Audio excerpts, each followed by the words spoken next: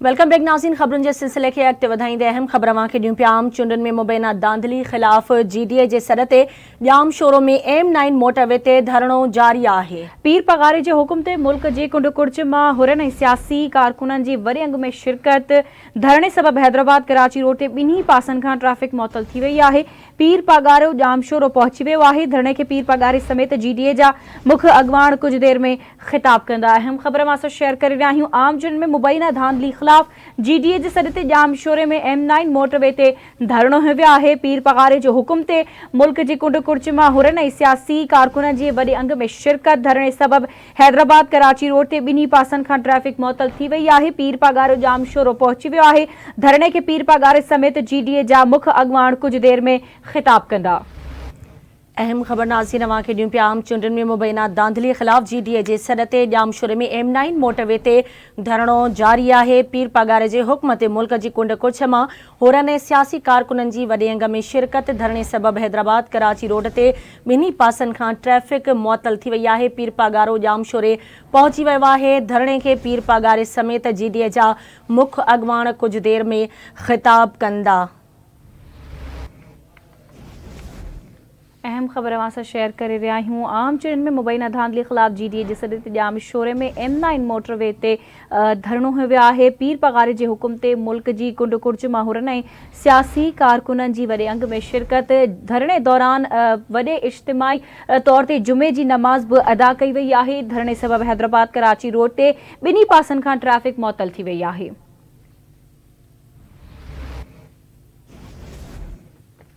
आम चूंडुनि में मुबैना धांधली ख़िलाफ़ GDA जे सर ते ॼाम शोरो में M9 मोटरवे ते धरणो जारी आहे, जिते जुमे जी नमाज़ बि अदा कई वई।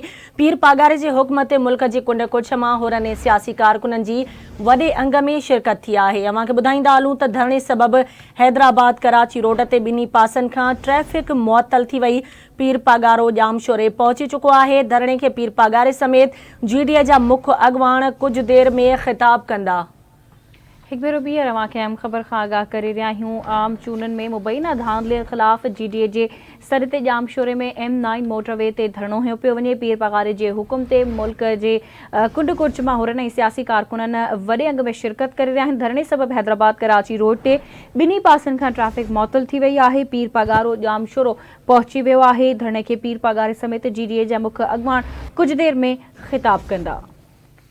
आम चूंडुनि में मुबैना धांधली ख़िलाफ़ GDA जे सर ते ॼाम शोरे में M9 मोटरवे ते धरणो जारी आहे। पीर पगारे जे हुक्म ते मुल्क जी कुंड कुर्छ मां हुरन ऐं सियासी कारकुननि जी वॾे अंग में शिरकत, जिते जुमे जी नमाज़ बि अदा कई वई।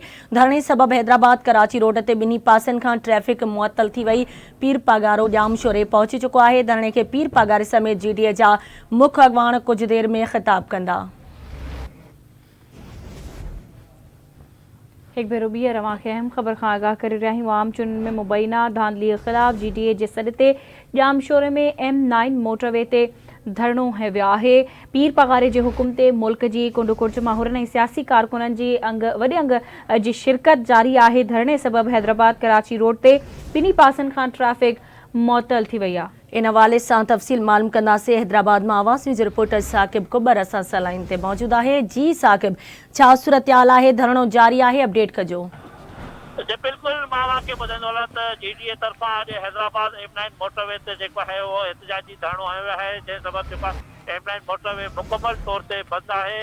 हिन वक़्तु धरणो जारी आहे। लखनि हज़ारनि जी तादाद में जेको आहिनि उहे होर जमायत जा कारकुन ऐं ॿिए जेके इत्तेहादी जमायतूं आहिनि GDA जूं, वॾे तादाद में उनजा कारकुन, औरतूं, मर्द, ॿार हिते पहुतल आहिनि। ऐं जॾहिं त अयालती पली जो सफदर अब्बासी समेत ॿिया जेके आहिनि उहे हिते पहुतल आहिनि। जॾहिं त पीर साहब पगारो जेको आहे उहो हिते ॿुधाए पियो वञे त थोरी देरि में जेको आहे पीर साहब पगारो हिते धरणे वारी जॻह ते पहुचंदो, तंहिंखां पोइ जेको आहे धरणे जेका बाक़ाइदे तौर ते शुरूआत थींदी। हिन वक़्तु जेको आहे धरणे में जेको आहे कारकुन वॾे तादाद में आहिनि, उनखे इंतज़ार आहे पीर साहब पगार जो। उनजो चवणु आहे त असां पीर साहब पगार जे हुकुम खे लंबे करे अॼु हिते पहुता आहियूं। जी ठीक है, अवांजी मेहरबानी साकिब कुबर अपडेट करण जे लाइ।